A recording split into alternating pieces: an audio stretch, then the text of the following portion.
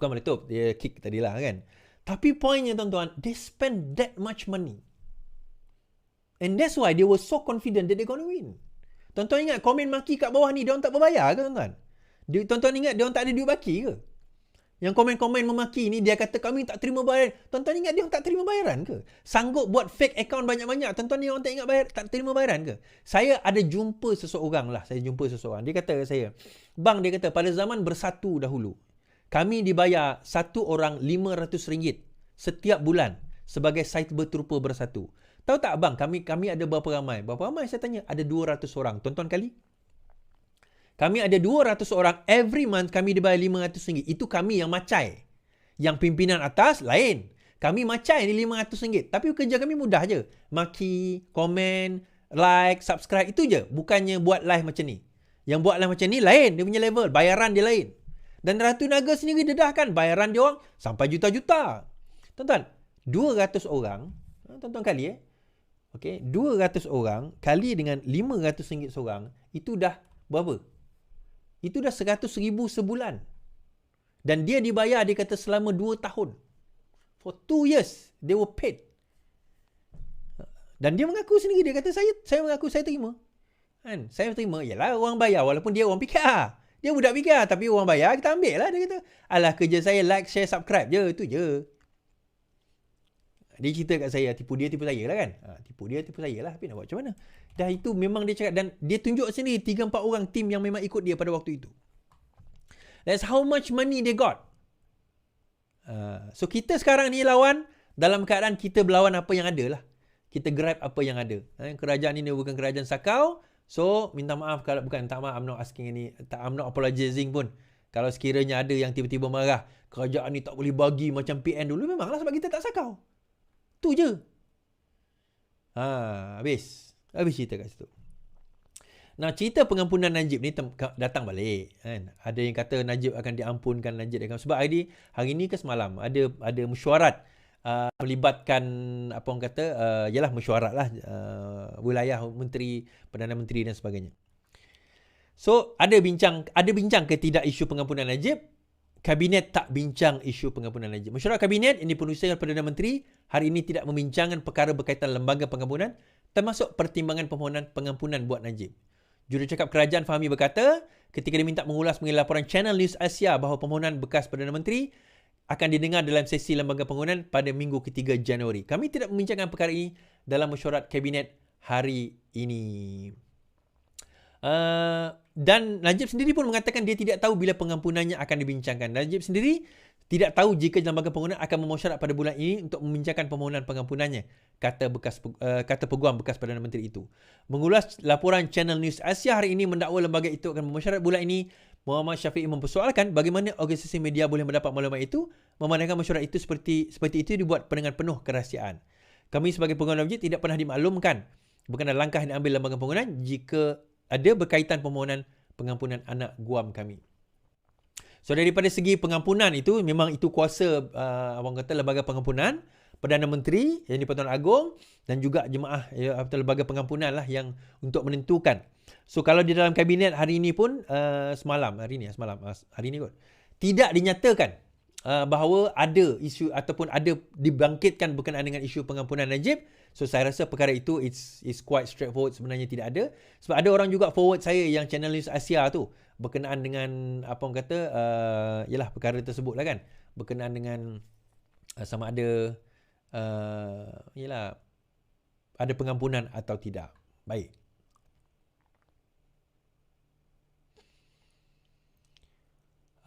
Saya nak tunjuk tonton something okay, habis kat situ. Saya nak tunjuk tonton something.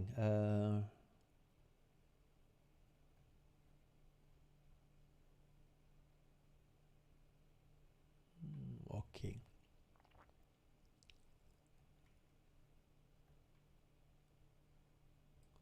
Right.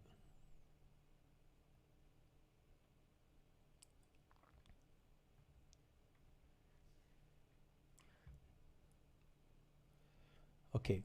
Isu Sanusi. Right. Isu Sanusi.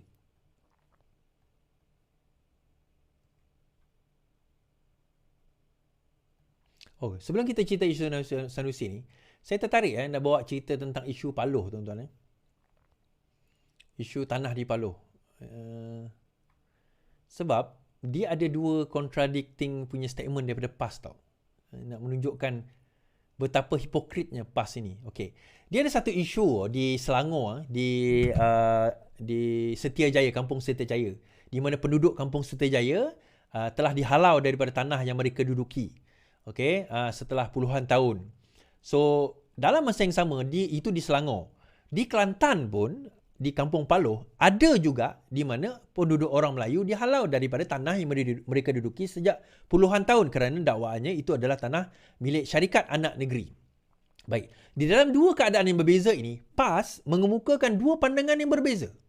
Okey, dalam isu berkenaan dengan Kampung Setiajaya, juga Kampung Setinggan, apa kenyataan PAS di dalam Harakah Daily? Kita baca. Isu Kampung Setiajaya buka mata tentang hak Melayu. Oh, hak Melayu, tuan-tuan.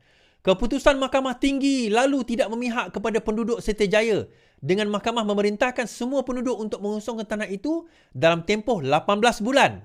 Ahli Dewan Undangan Negeri Sungai Burong, Dr. Muhammad Zamri berkata perkara ini telah membuka mata semua pihak, kata beliau. Saya tak boleh masuk sebab saya kena langgan. So, dia kata ini telah membuka mata semua pihak. Ini tidak patut, tidak wajar dan sebagainya. Kan? Ini adalah hak orang Melayu terabai, terancam, dia kata. Oh, dia kata demikian. Baik. Now, bila menyentuh Sungai Burong di Selangor, hak Melayu terancam. Tetapi bila menyentuh hak orang Melayu di Kelantan, apa kata mereka? Menumpang di tanah orang, tiba-tiba minta pembebasan. Tentunya masih ramai ingat setiap kali projek, ini Jun 2022, setiap kali projek pembangunan mahu dilaksanakan kerajaan, ada pihak bantah. Ia berlaku di mana-mana saja, bukan saja di Malaysia. Adegan ini sering berulang, dia kata. Adegan itu sering berulang. Mereka lebih selesa dengan longkang tersumbat. Asalkan demam tinggi tidak keluarga mereka, biarpun orang luar melihat kotor dan terbiar. Mereka membesar itu selama puluhan tahun.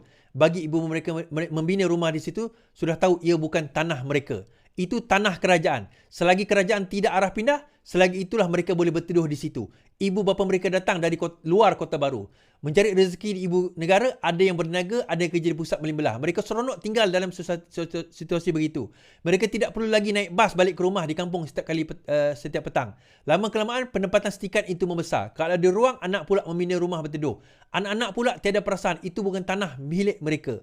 Mereka menganggap di situlah tanah tumpah darah mereka. Sekarang ada pengasas kampung Setinggan sudah meninggal dunia. Yang tinggal hanya ada anak cucu. Kita bimbang kalau si ayah tidak menceritakan kepada anak cucu itu bukan tanah mereka, mereka hanya menumpang buat sementara waktu.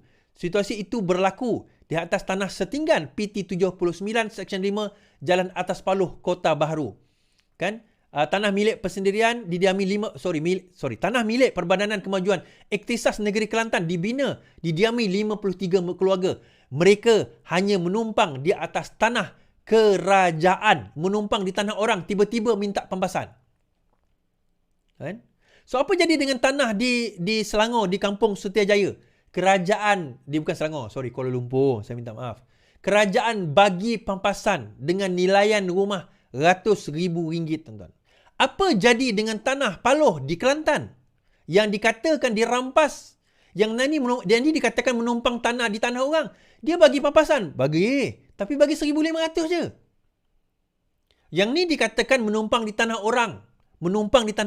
Tapi kenapa yang ini dikatakan hak Melayu?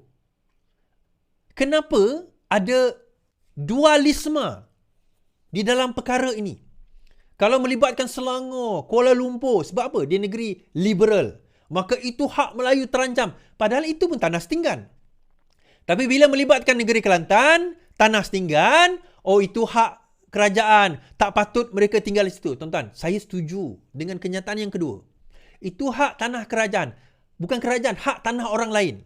Maka rumah Setinggan tidak ada hak ke atas tanah tersebut. Saya setuju dengan kenyataan kedua itu. Tetapi jangan hipokrit. Jangan pasik. Tuan-tuan. Kalau yang kedua itu dianggap sebagai mengambil hak orang, yang pertama pun dikatakan mengambil hak orang. Bukan cerita hak Melayu. Itu pun mengambil hak orang. Tak kisahlah sama ada owner tu Melayu ke Cina ke, tanah itu atas nama dia, dia beli geran itu atas nama dia. Siapa jual itu hak mereka semasa jual beli dahulu. Ada orang duduk. Mereka orang setinggan. Tak kisahlah dia Melayu atau tidak. Itu adalah hak dan milik orang yang ada, apa orang kata, property rights dipanggil. Geran tanah itu. Yang duduk di atas tanah milik orang lain, dia tidak ada equitable rights pun. Dia tidak ada hak bersama pun ke atas tanah tersebut. And yet, bila melibatkan bukan Kelantan, ini adalah hak Melayu terancam. Melayu telah disisihkan. Melayu itu, Melayu ini. Tapi bila melibatkan Kelantan, tengok tu. Tengok tu. Ini ada kesalahan penduduk kampung. Tak patut minta pampasan. Menumpang di tanah orang. Tiba-tiba nak minta pampasan. Tu kenapa? Dia punya maki bukan main. Nak fair be dua-dua lah. Nak fair, kita kata, even dekat kita cerita kampung Seri Setia tu dapat pampasan. Lebih banyak lah daripada apa